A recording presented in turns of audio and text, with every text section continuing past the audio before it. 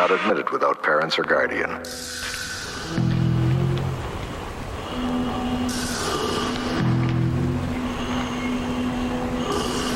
Bedtime, Emily.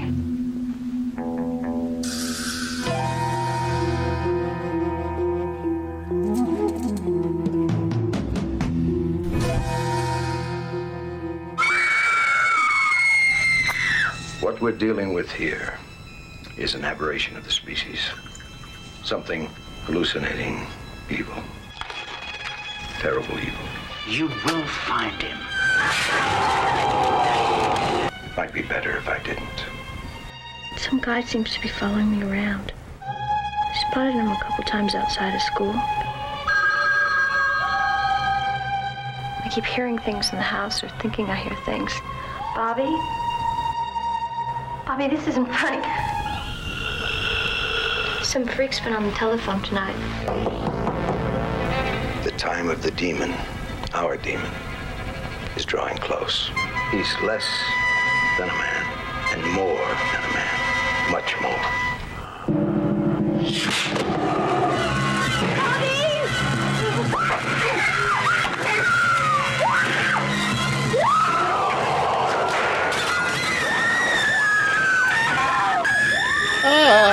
Good evening, fans of fantastic films, and welcome once again to the Drive-In Asylum double feature. I'm Bill Van Ryn from Fanzine Drive-In Asylum, and with us on tonight's program is Sam Panico. Hey, Sam. Hello. And in the box right below me is our special guest, Mike Justice. Hello, Mike. Hello. Can you hear me okay?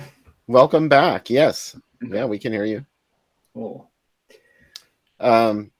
This is going to be an exciting show, not only because you're on, but because we're doing two of your favorite films of all time, two obscure-ish kind of things, and, well, a little bit anyway. They are, well, I like to plant my flag where it hasn't been planted before, and by the time I came on the scene, there were only two movies that needed, a hardcore fan. And it was Boarding House and The Demon. So I was like, okay, that was all that was left. All the good ones got taken. You did a fantastic piece about The Demon on your blog. Erie Midnight Detective Agency?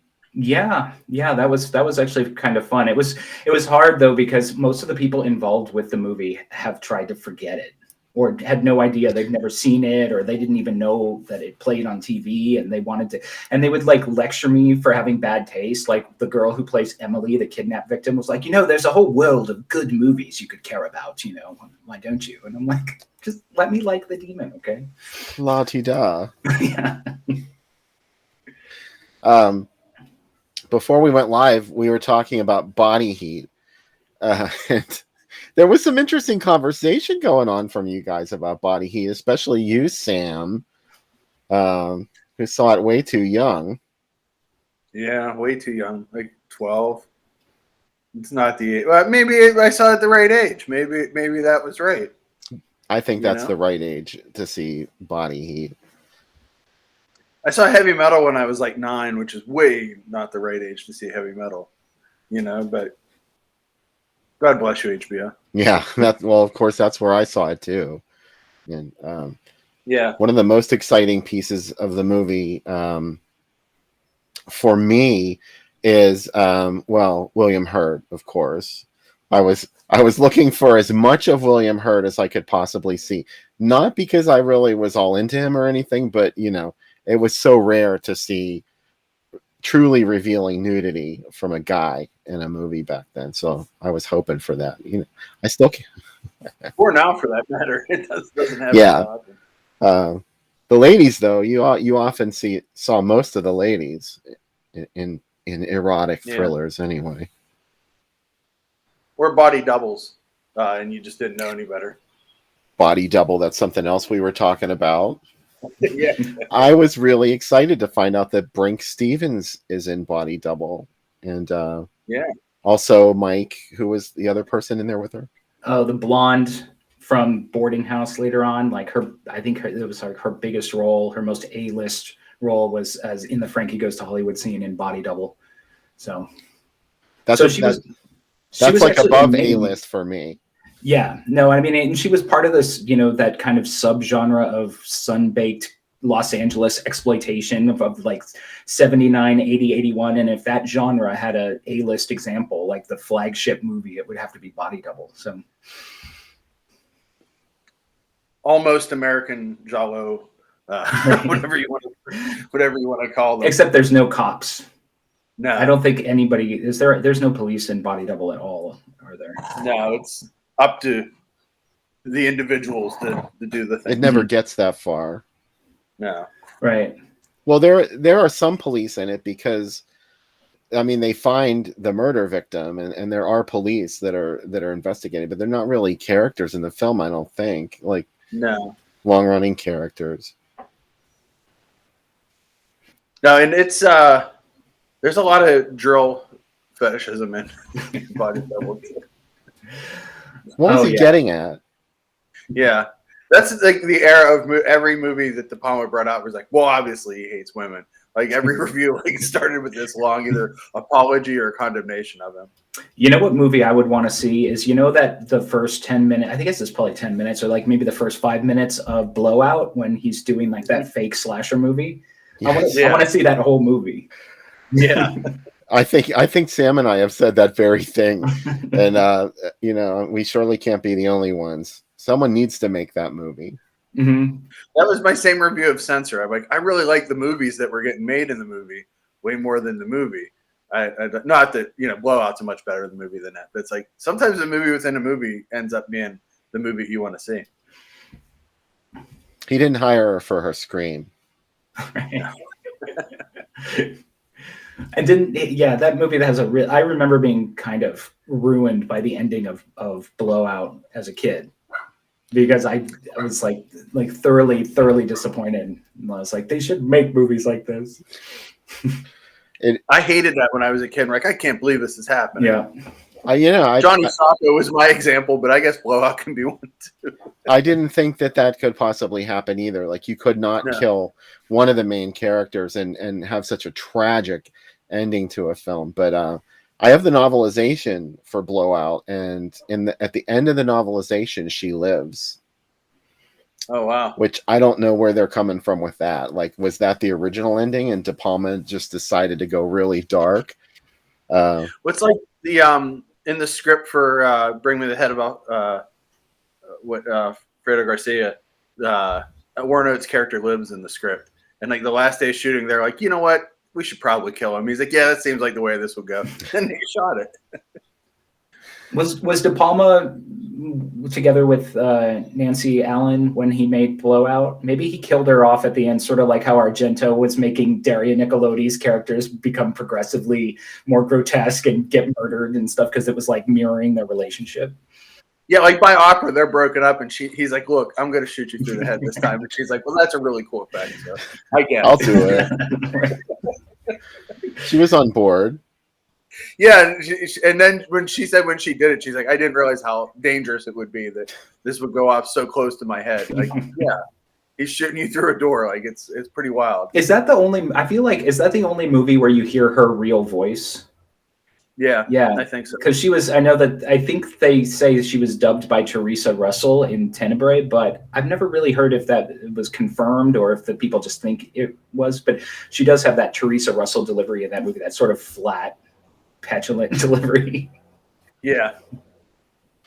Hello, everyone in the chat. Nice to see all of you here hanging out with us tonight. And we're always excited that, so many of you like to hang out on Saturday nights with us. So thanks for being here. You can definitely tell they were in love during Deep Red because she's really presented as the ultimate awesome girlfriend ever in that movie. Is she? I think is that what he was doing? I love the scene. Every time they're in the car together, she's way higher up than the guy. Like, she's obviously knows more that what's going on than David Hemmings in that movie. Agreed. And then flash forward to Phenomena, and she's like this crazed harpy with like a deep with a child holding everybody back, chained in the basement. Right. She does it so well, though. There. I actually watched an episode of Magnum directed by David Hemmings this week, which is pretty well. Magnum? Oh, Magnum PI. He directed like 4 episodes. He directed like 4 episodes of Magnum PI. Oh. I'm like, wait, this can't be the Hatchet murders, David Hemmings. And it was. David Hemmings, I think he directed a movie with Tab Hunter about horses or something, and Tab Hunter's always wrote in his book that David Hemmings was just drunk, falling down, blackout drunk on set every day, and it was So people don't really do that, do they? I think British people do. I like that he goes from like these leads in these movies, and then finally, like by the time you get like in the late '80s, he's kind of just like random bad guy in movie, and you know. Have you guys ever seen The Love Machine, the sort of follow-up to Valley of the Dolls, the Jacqueline Suzanne book, Love Machine? It's got what's his face from Night Train to Terror and Barbarella. The Diabolic. yeah, and he plays this sort of like man whore who sleeps his way to the top of like the network TV industry, and I forget where I was going with that, but it was. Does he end up winning an award, a fake Oscar at the end? Okay. So David Hemmings is in it, and he plays like this sort of like gay mentor. John Philip Law. That's who you were trying to think of. And he plays like John Philip Law's gay mentor who gets in a slapping match with Diane Cannon at one point. I'm looking through the cast for this movie, and it's like literally like a dream cast for me. So it's like, wow. Yeah, it's actually kind of, and it's got a Dionne Warwick theme, so it's a lot like Valley of the Dolls. It's not as cool. It's not as much fun as Valley of the Dolls though, because it's got John Philip Law as the star. It's like he's really kind of colorless, but a blank slate. Yeah, but it's got some other interesting people in it, like the mom from It's Alive plays one of his girlfriends. I forget her name. Kathleen Lloyd. No, the first one. That was the second one, yeah. Yeah. I can't remember I forget her name, but she's in it. I don't think it's on DVD. I had it. I used to have the VHS. Oh wow! Why wasn't Kathleen Lloyd a bigger star? She was on Soap, right? Was she on Soap? I think so. I don't really remember though. Soap was a little bit above my head at the age that I was when it was on. But now, every time I see it, I think it's really good. So I have to go back and watch the whole thing sometime. You know, I just looked it up about John Philip Law being in that. He was like a last-minute replacement, because Brian Kelly was supposed to be the actor in it, and he was in a motorcycle accident. Oh. And like 2 weeks before shooting, so he had to. That's why his clothes all look too short. They said. Oh, really? They already cut all the clothes. Yeah. Oh, look, there's So his wardrobe, sometimes if you look at the sleeves, they're way too short on him. That's hilarious because he does look, he's very awkward and stiff in the movie, and it's probably because he can't lift his arms because the sleeves will ride up too much. Yeah, and then she was really unhappy with a lot of the other casting. Jacqueline Suzanne, of course. Is she ever happy with the movie made of her work? Probably not. The next one that they made is probably the best regarded one. That's the one that Brenda Vaccaro was nominated for an Oscar for, and it's not a great movie. It's just not as like Valley of the Dolls and The Love Machine just have huge major flaws with them, and the Once Is Not Enough is just like mediocre. So it's the best.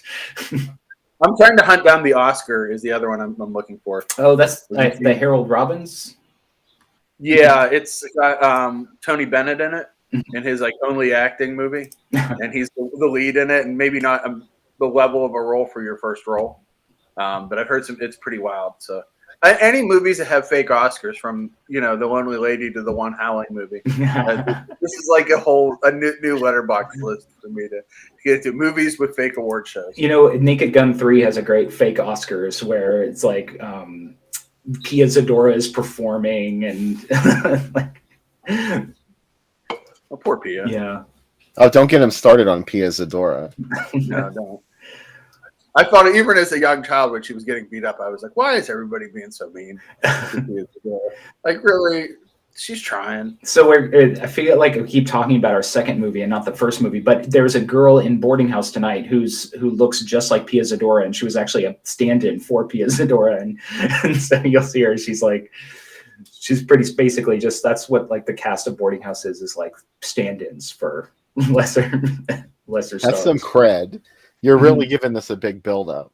You know, I realized when I looked at those posts I posted, like, I do not know how to sell a movie. Like, all I did was talk about how bad the movies are and quote reviews talking about how bad they are, but I never got around to saying, like, what makes them special. I was just like, these movies are awful. Tune in and watch. That's actually what sells me on a movie. So Okay, good. Yeah, me too. yeah, because I'm kind of like the anti. This week I did like a day of the anti-Medved book because they shit on so many movies and like especially like the 50 worst movies ever that I've gone back and watched and I'm like, this movie's really good. Like Bring Me the Head of Alfredo Garcia is really good, and they spent like 50 pages in their book trashing it, and I'm like, I really like it. So what do they know? Taste is subjective. You sold it well for me. Isn't in one of those Medved books? Isn't there like a made-up movie?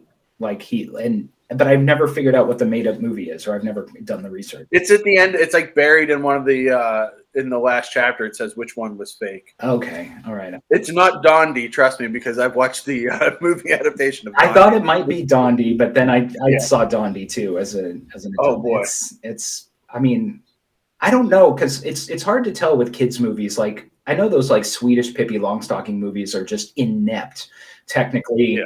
And everything, but I'm like, when I was a kid, I didn't notice. I'm wondering, like, how bad can a kids movie really be? Because kids are so easy. Yeah, there's one Santa Claus movie from Sweden that I Love You, Santa Claus, which is a musical, and it's like, it's really bad, but I love it. Like, I love how inept it is, and but also like for Dondi, he's one of those newspaper strips when I was a kid that came out that I used to read obviously the newspaper comics cover to cover. And there's like at least 8 comics that was in there that I had no idea what they were about. Like The Born Loser, Andy Cap. Today, like I read Andy Cap religiously. No idea what the fuck was going on in Andy Cap at all. I liked his fries. Yeah, they still make them. Sheets has them. Yeah. They're wonderful. I get them all the time. Yeah, there's multiple flavors. There's ranch Andy Cap fries now. And when they say the world's getting worse, we got Andy Cap ranch fries. So I mean, it's getting a little better.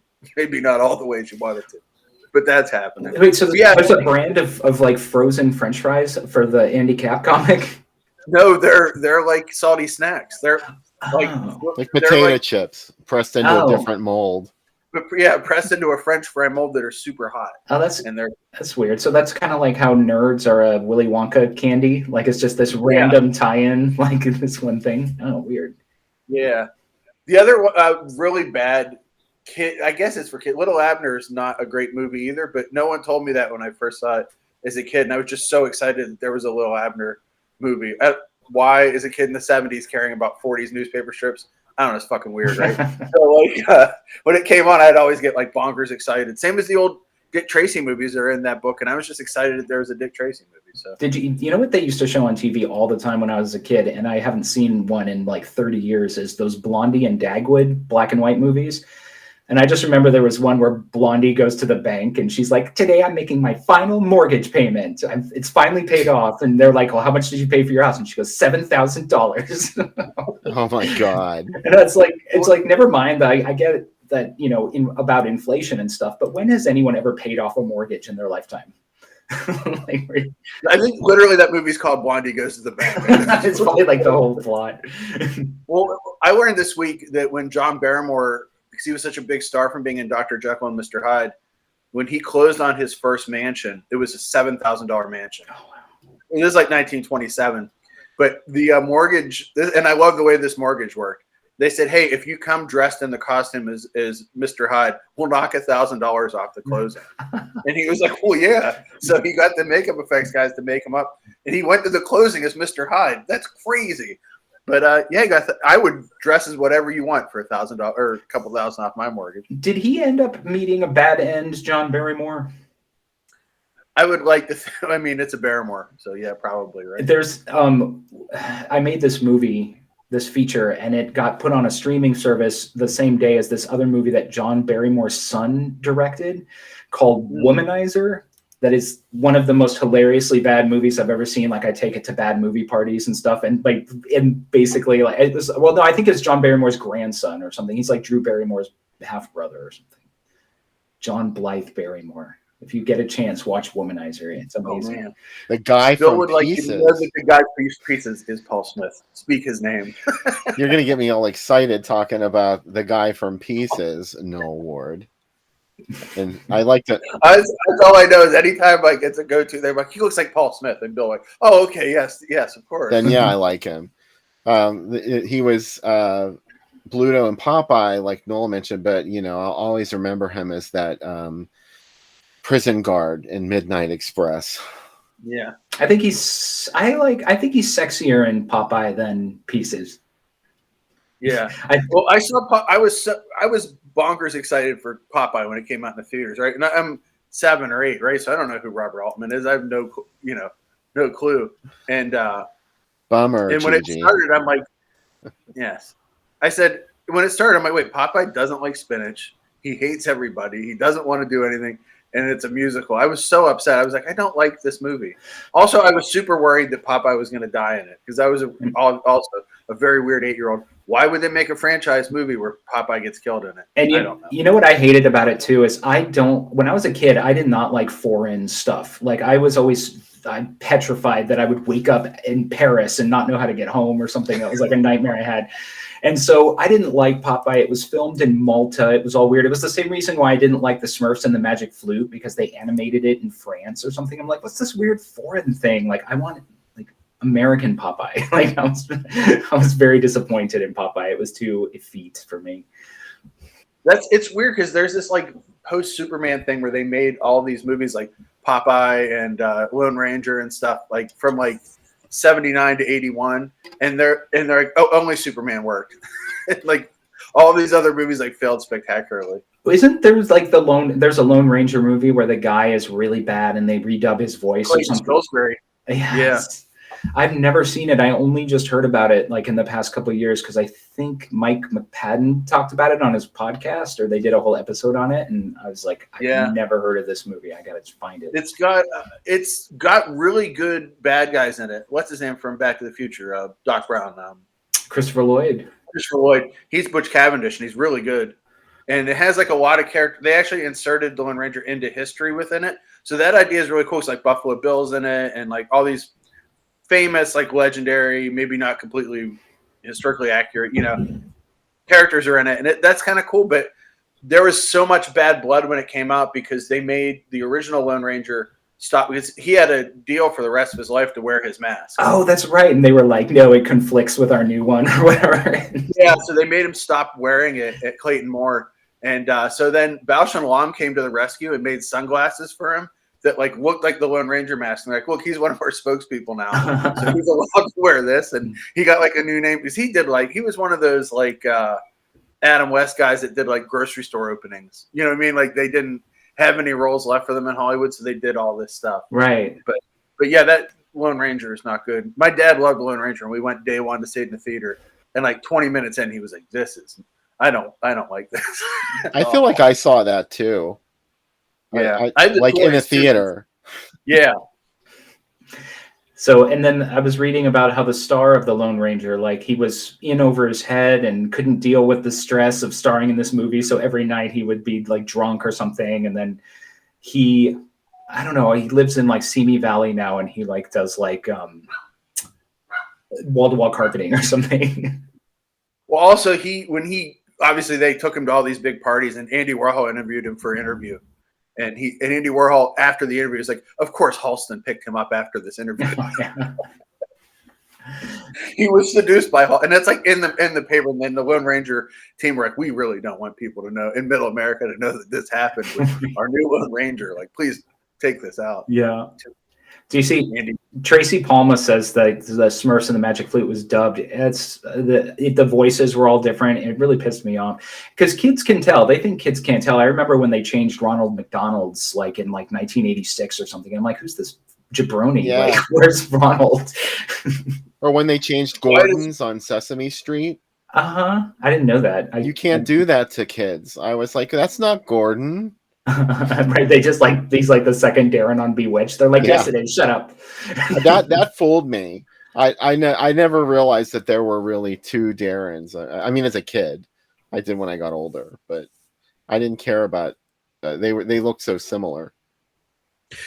I think that's, as a kid, I think this is how I got into advertising, where if you've seen these characters for so long, like Ronald McDonald, and then you take the original one with where he is now, there's like this whole timeline shift that if you only see the two poles of it, you see like it's jarring versus like, oh, I was with him or with him, whatever, Right.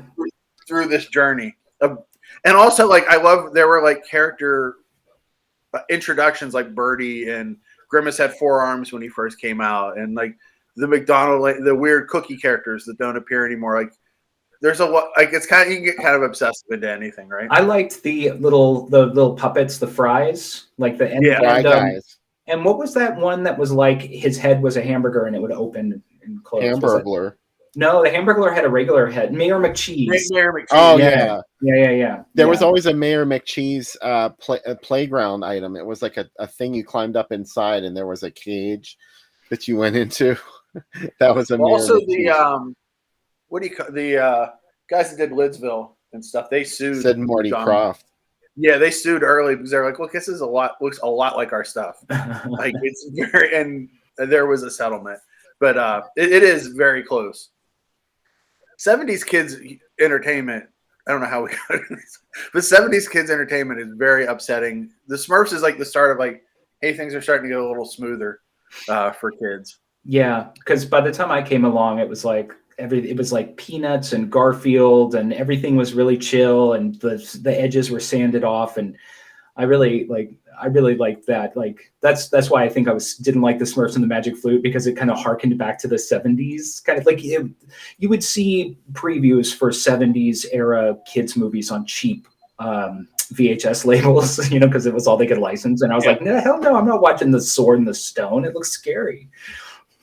Grimace is the one I would have liked too, Darren. He was the biggest guy there. He was rough trade. He stole people. Him and the Hamburglar used to hang out and share the stuff that they stole together. They sold it to bikers. They made Hamburglar like kind of sexy a couple years ago, which was real weird. Like, they kind of like gave him a real human face instead of the weird like pulled out face, and it was a little disconcerting. You know who was kind of sexy was the Burger King, the king from Burger King, because he kind of did look like James Brolin or something. I was like, okay. he must have been James Brolin's stand-in. James Brolin's stand-in is his brother Brian Brutalin, who's in Boarding House. Really? Yes.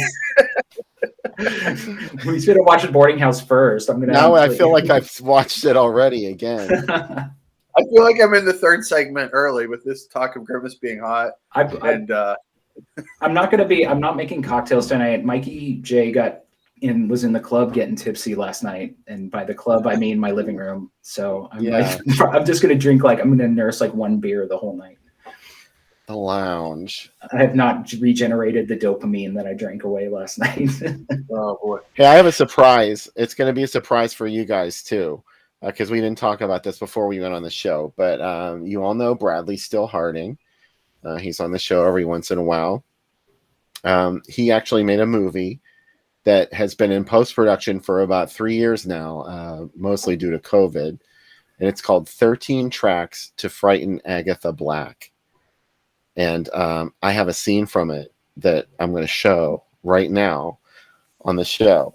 So I'm not sure when this is going to come out. Unfortunately, Bradley isn't here to talk about it. But this is a movie about, it's inspired by those old Halloween records that you would get when you were a kid. Sometimes they came from Scholastic, and then other times they came from different places, but they had spooky stories on them or sound effects. That's what this movie is about. It sort of like ties into that whole genre of vinyl records that came out in the 70s and the early 80s. It's called 13 Tracks to Frighten Agatha Black, and here is a clip from it right now. So enjoy. Gather round, kiddos, and I'll tell you a real doozy. This story is called That Spooky Old House Down the Street, and it really happened to Meg Carson and her brothers Jeff and Kip.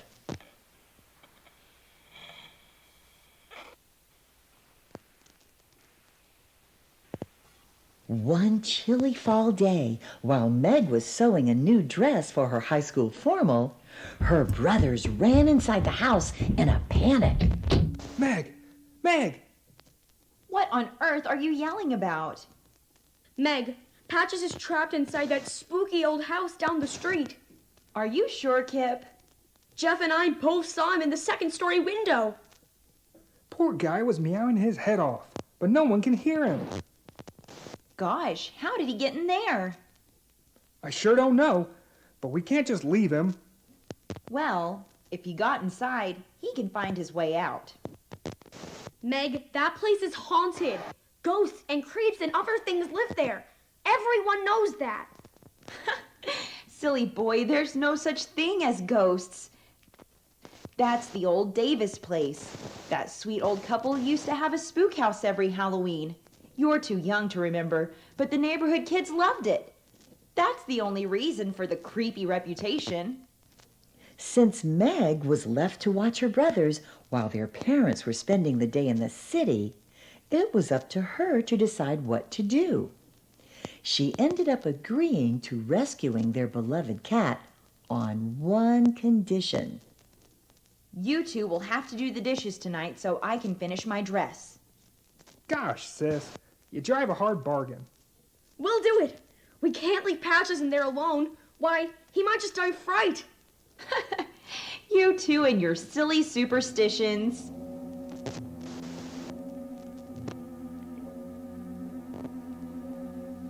Kip found an open window in the back of the house and crawled inside.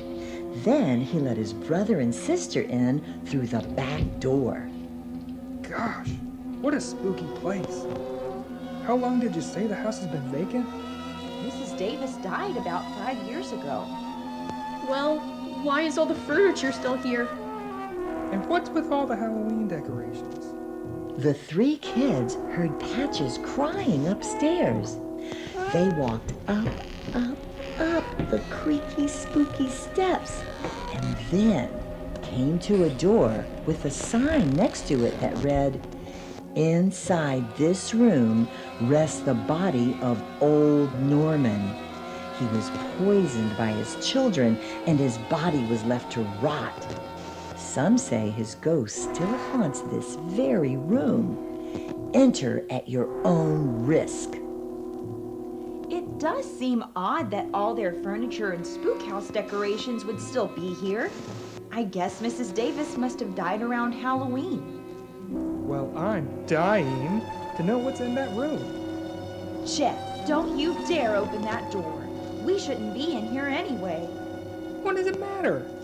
I'm doing the dishes tonight anyways. I might as well have a bit of fun while we're here.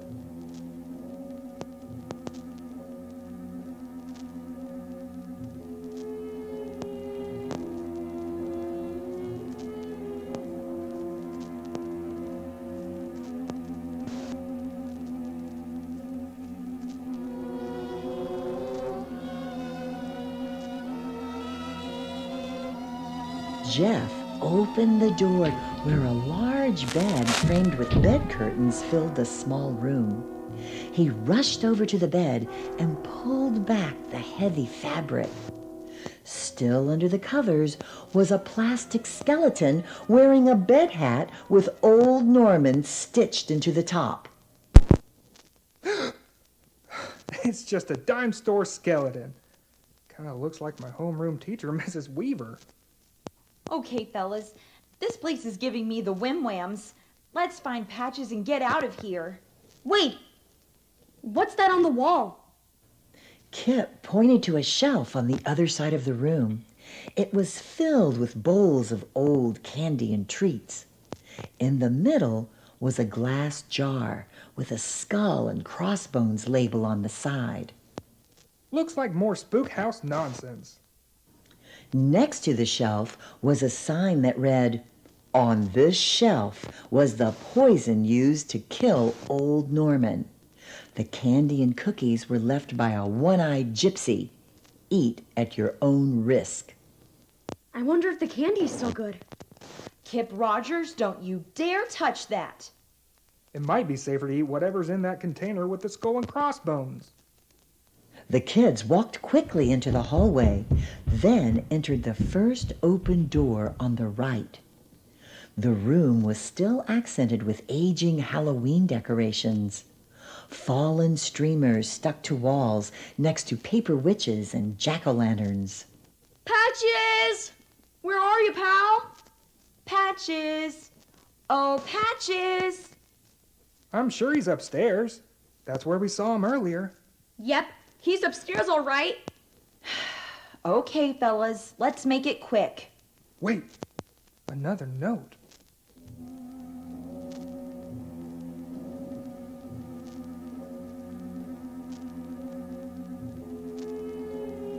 The kids had failed to notice that inside that dark room, a figure was hunched over on a chair. Be warned. Before you sits the crooked old woman. And if you treat her cross, she'll poke out your eyes and eat your face off. Well, that's not very nice. I don't think that's appropriate, even for a Halloween spook house. Jeepers! What's that on the couch? Oh, just another dummy. A dummy dressed as a witch. That's odd. It looks like it's breathing. Oh my gosh, it's alive! It's moving! It's moving! Oh my god!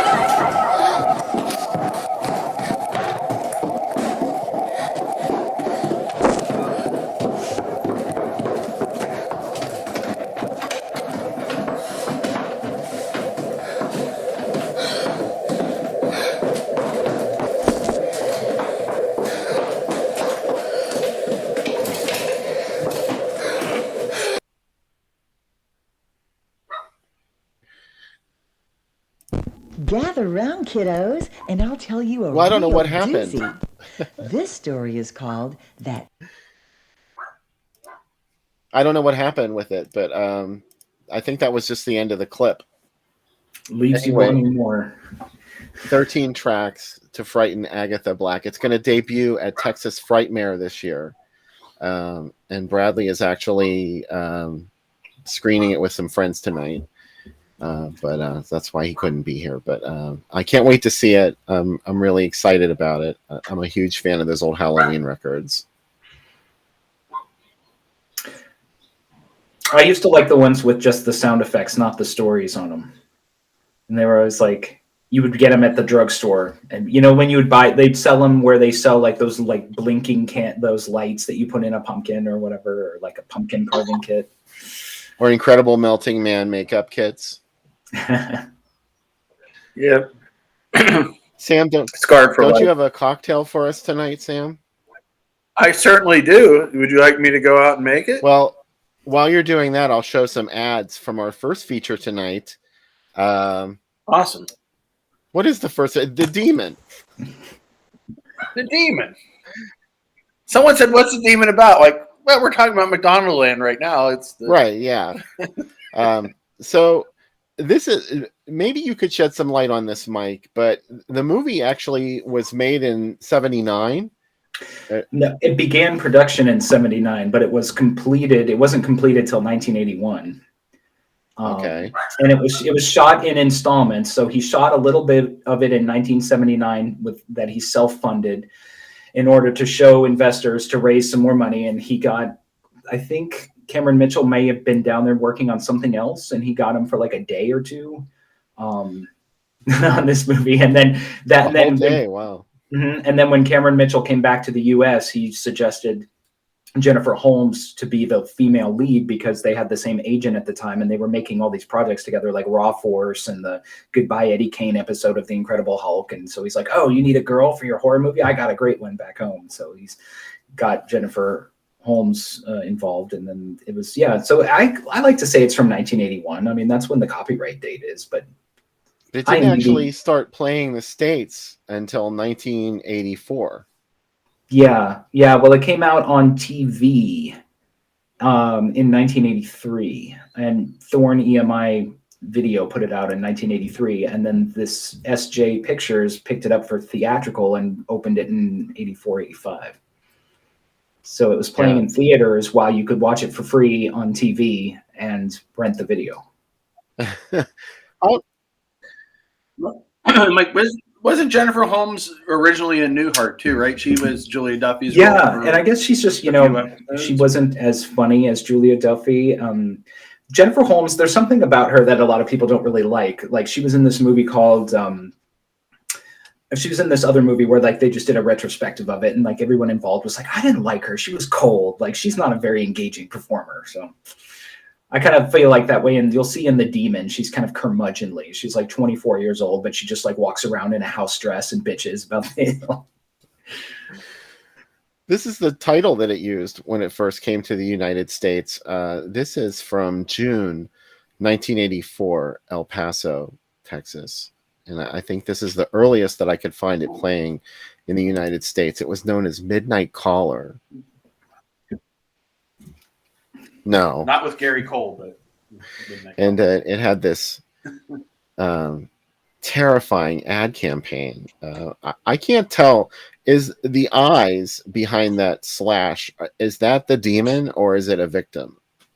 I used to think it was a victim, but I think it's supposed to be the killer, the demon. Okay.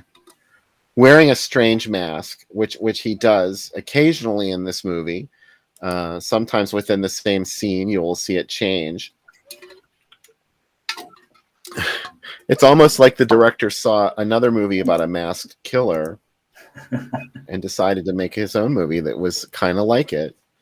Wouldn't you say? I think he ran home from watching Halloween, wrote down as many details from the movie as he could remember, and like proceeded to remake the movie. Here's something interesting. Here's the movie playing with at the drive-in. You could see it didn't really get much coverage up there. Top slot, Midnight Caller with House on Sorority Row as the B feature. And boy, there were some other movies at the drive-in though that week. DC Cab. Yeah. Mr. T. And the Barbarian Brothers, yes. Rick Springfield. You might remember him from the Wonder Woman TV show. I think that's all he was ever famous for, right? And this was his motion picture debut. Hard to hold. Rick Springfield was on Young and the Restless, I think, or Bold and Beautiful or something. So he was, yeah. And well, there's the movie they're obviously pushing in this ad is Make Them Die Slowly, because it was banned in 31 countries. Oh. Sam, what movie is that? Cannibal Ferox or Cannibal Holocaust? I can always get Cannibal Ferox. Yeah, Cannibal Ferox. That's what I thought. Which is argumentatively rougher than Cannibal Holocaust. It depends if you want to see the top half or a bottom half of a woman get destroyed, I guess, right? And Dr. Butcher, MD. Medical Deviant. Which is really exciting because we're going to see that coming up here. Zombie Holocaust, a.k.a. So, yeah. Dr. Butcher is so much better than Zombie Holocaust. I can totally see why they changed it around. Like, Zombie Holocaust is... Ugh. Yeah. They added just the right stuff and they pushed it. Oh, the music, that Moog is so good. Oh, look at that. I liked this one because it's obviously a paced up job. This ad campaign was skewed, as you can tell, and which provided a challenge for anybody who had to do a paste up in the newspaper, because when you cut the ad in half, boy, it really looked obvious. And also another Halloween riff kind of within the ad copy. The night he came to town. Oh, yeah. As if they couldn't get any more obvious about wanting to copy Halloween. Asterisk, we're kind of talking about Halloween. Well, it's funny because it was a Halloween ripoff that was probably only released to theaters because they were able to trick enough people who had heard about Nightmare on Elm Street. Yeah. So they're just like, because they just figure it's kind of like when like Snakes on a Train or Transmorphers. It's like if they just get enough people to mistake it for the other movie, then they'll make a profit. It's a pre-Asylum mockbuster. Yeah. Well, SJ International, all he released before this were kung fu movies, and what are those movies? I don't know how to pronounce it. Poliziotteschi. Yeah. He imported a lot of those. Like the tough ones. So anyway, that's it for Midnight Caller, our first feature tonight, The Demon. This is from 1985.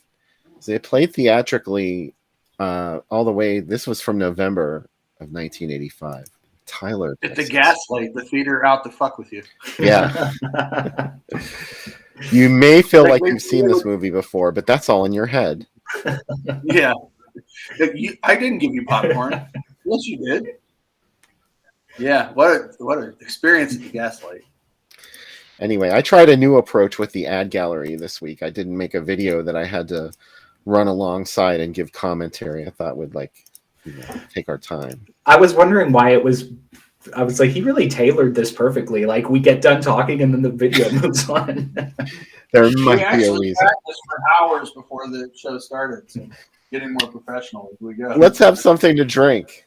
Please. Let us have something to drink. All right, so this is the Boobs Disco, and you'll know what that means when you see the movie. Like, you know somebody that whose dad owns Boobs Disco? Yeah, my friend Brian's dad owned Boobs Disco. So he gave me he didn't give it to me. He sent me a picture of a ticket, a VIP ticket from the era that this movie came out. And he said his dad remembers them shooting the demon at his club. Wow. Wow. That's awesome. I remember the first time I saw this, I'm like, oh, it's just, how many movies from this era have the B-roll travelogue footage when we run out of stuff to do? And then all of a sudden, Boobs Disco flashes up on the screen. It was the Boobs Disco. So when I first saw it, I was like, is this sort of like, did they get this from like the Wild World of James Mansfield or something? Exactly.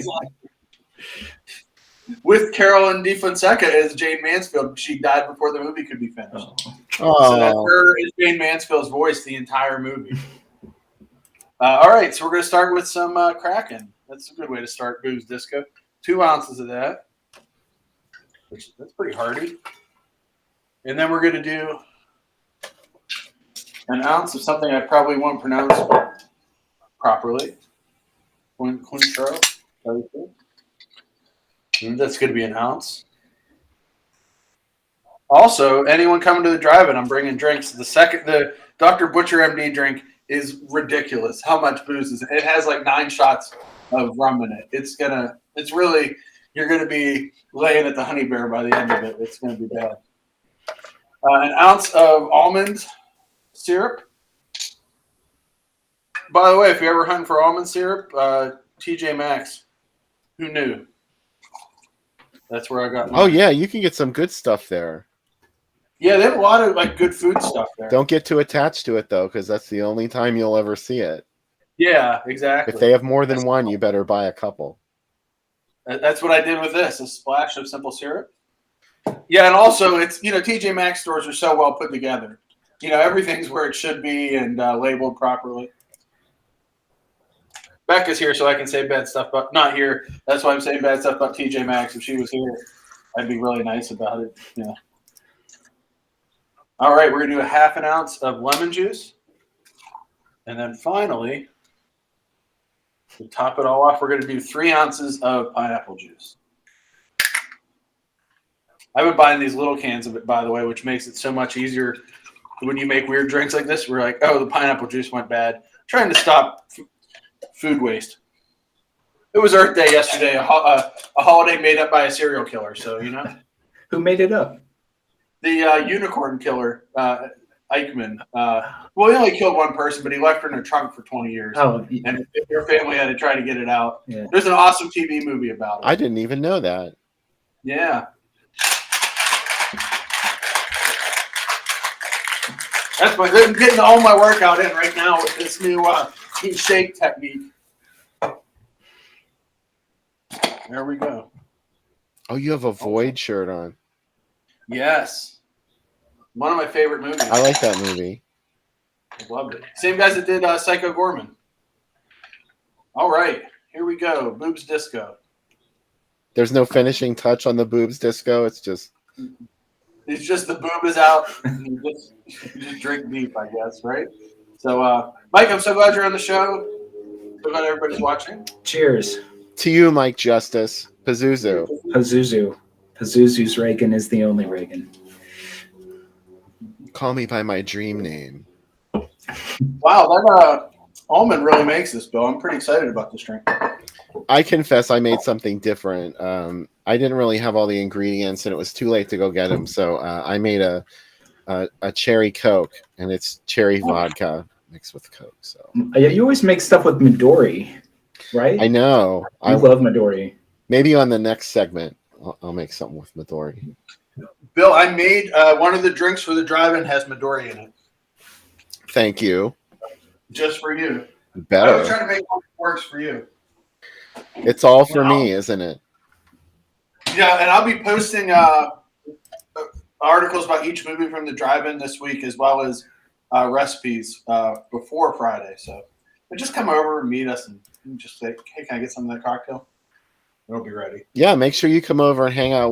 We'll be somewhere up in the front row, and I'm sure it'll be easy to find us. So come say hello. Look for Cubby's piercing screams. Yes, Vivi's coming to the drive-in too. I know. I'm so excited Vivi's coming. She is going to be there. It's going to be her first drive-in experience, and hopefully she'll be a good girl. She is. She is a wonderful dog. She is. She's the best. Beck and I were talking about her today on the way. We went to Youngstown today for a toy show. And almost bought a Dark Shadows game, but did not buy it because it was missing pieces.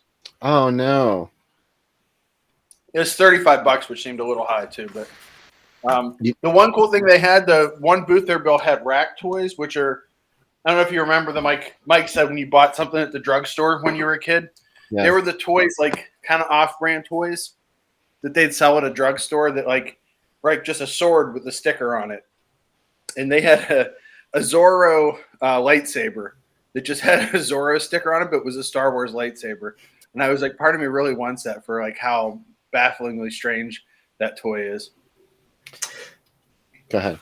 You know what mask I saw for sale as a kid at the drugstore one year was the old man mask from Terror Train. Oh, wow. Yeah, I saw it in the wild, and my babysitter bought it and kept it at the top shelf of her closet, and she put it on and chased me around the house. And that was like what I wanted. I was like, let's pretend you're a killer. One of my college roommates had that.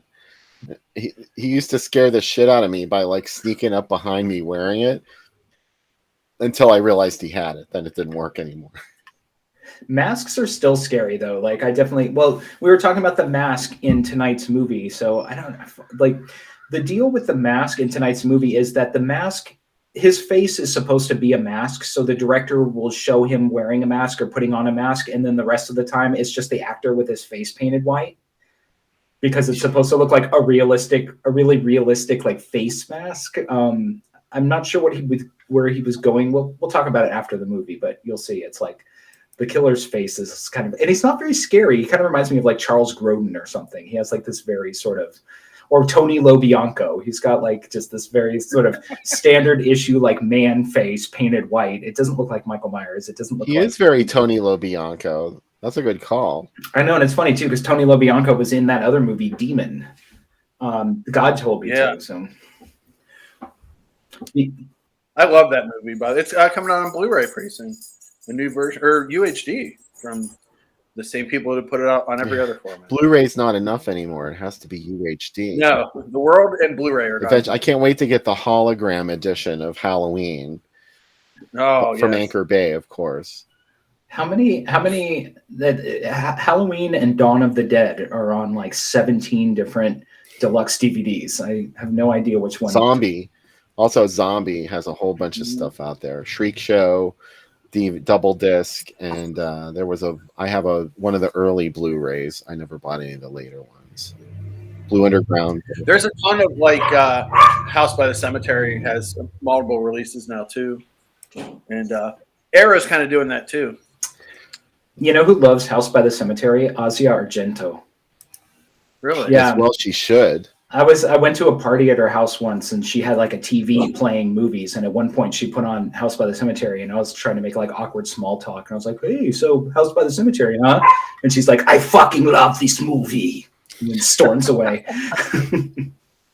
Wow, that's some insight. I'm glad you mentioned that. She's like, he's so much better than my father. I was wondering that. I wonder when she grew up, it was they were forbidden to talk about Lucio Fulci or something. So her big rebellion when she became an adult was that I will have a party and I will put House by the Cemetery on the TV without rebuke.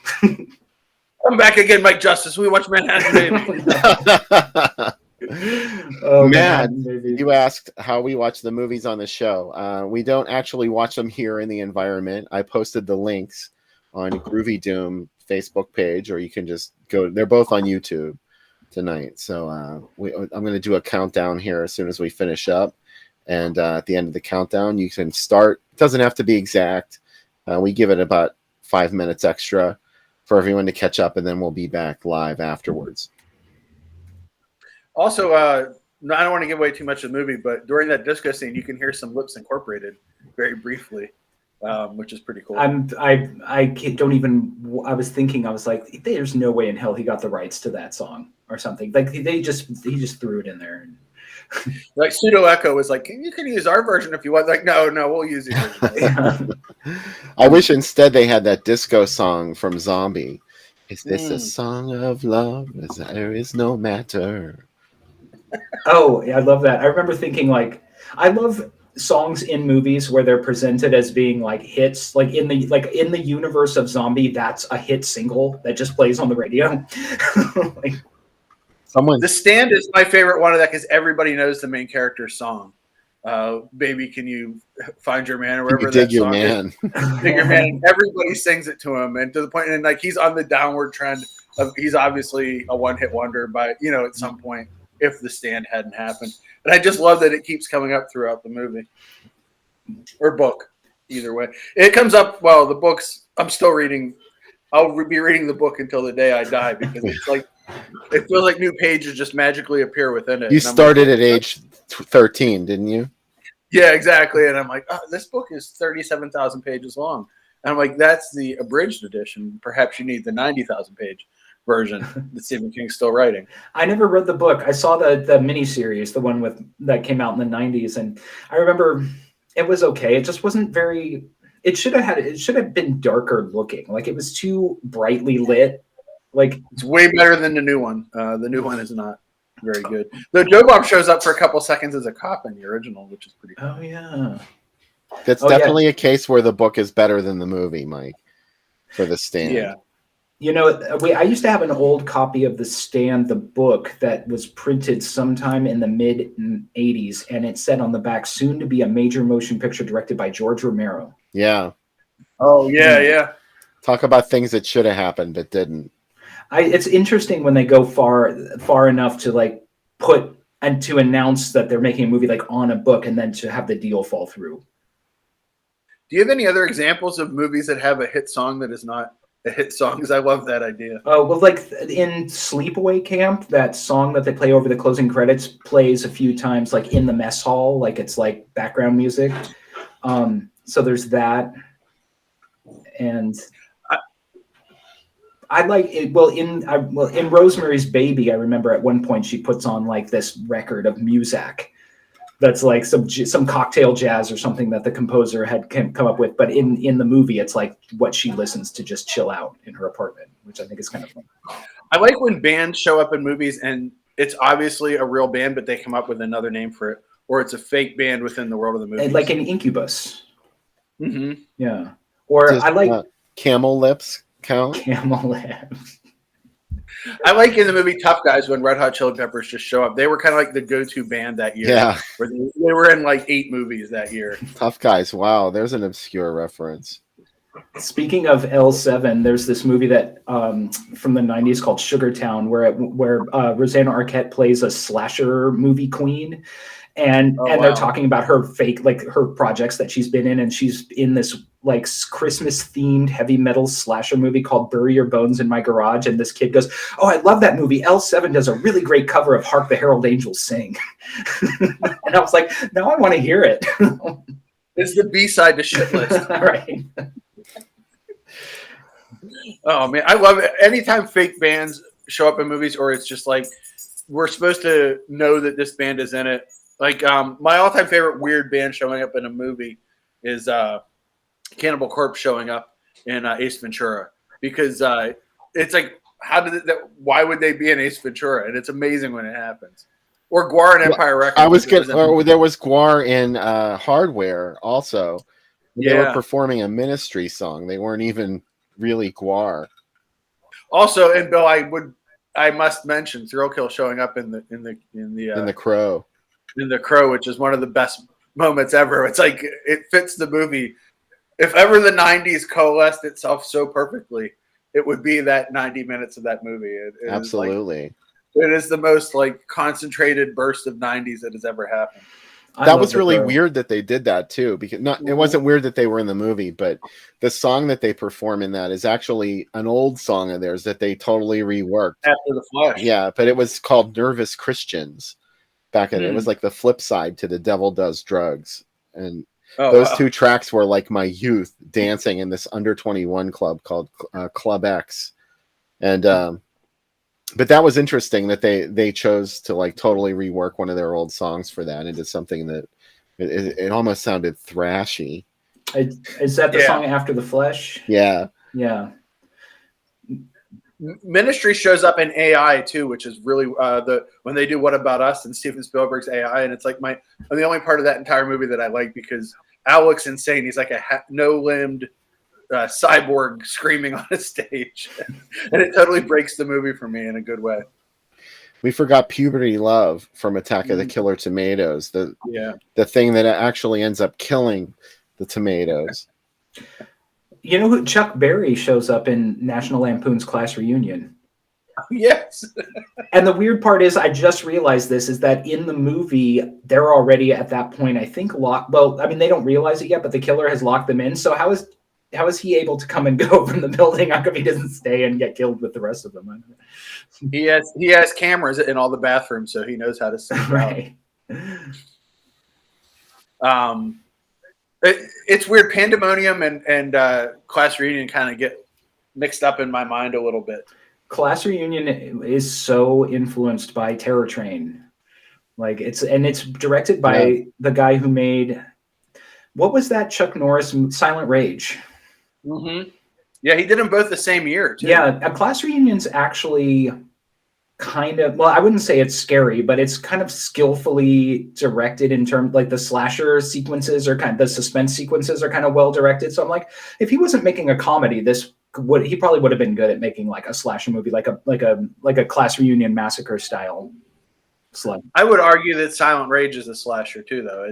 It's a great idea. It's like, what if Chuck Norris fought Michael Myers? Chuck Norris, who can't be stopped, fights a guy who can't be killed. Like, it's a good idea.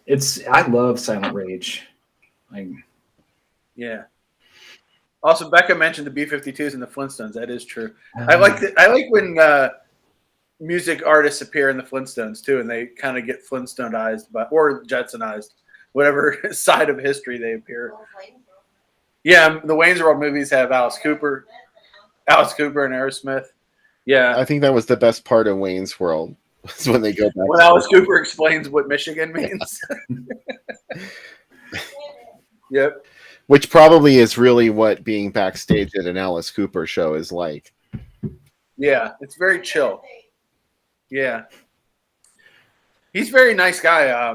My father-in-law met him. We took him to a convention to meet him and years ago. And he told me, he's like, I saw you at literally the smallest club, like a VFW in Livonia. And he was like, oh my God, that was the worst show we ever played. We ended up talking about these really small shows. And he goes, we were so glad to get out of town and go to Phoenix and actually where nobody knew us and we can kind of get better. And he's like, you saw us when we were really shitty. And he goes, yeah, you guys weren't real good.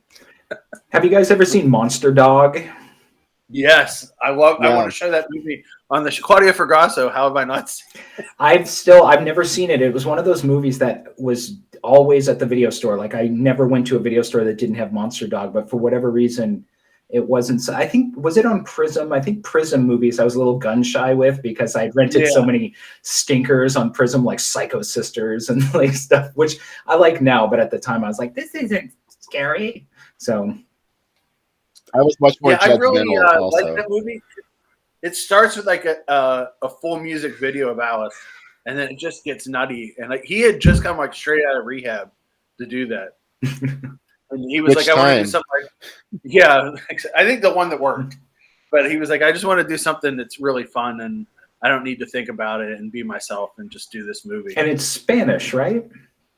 Italian. Yeah, and a little bit of Italian because Fergasso directed it. Yeah. Okay. It really feels like it's weird. 'Cause it feels like one of his movies, and then suddenly like a really big star is in it for like how? Do you know what I mean? Like the he goes up in it, and not like a Donald Pleasance star, but I mean like a really big star. Not Donald Pleasance isn't, but you know, arguably for a couple of years, Alice Cooper was the biggest rock star there is. Yeah. All right, so why don't we get to the movie? It's getting kind of late. So, like I said earlier, the links are posted on Groovy Doom on Facebook. We're watching both movies on YouTube tonight, so no Tubi commercials. Although you might get YouTube commercials, so can't avoid it. So come back after the movie's over. We'll have lots more to say about the demon, aka Midnight Caller, and we'll talk more about our second feature, Boarding House, with Mike Justice and Sam Panico and me.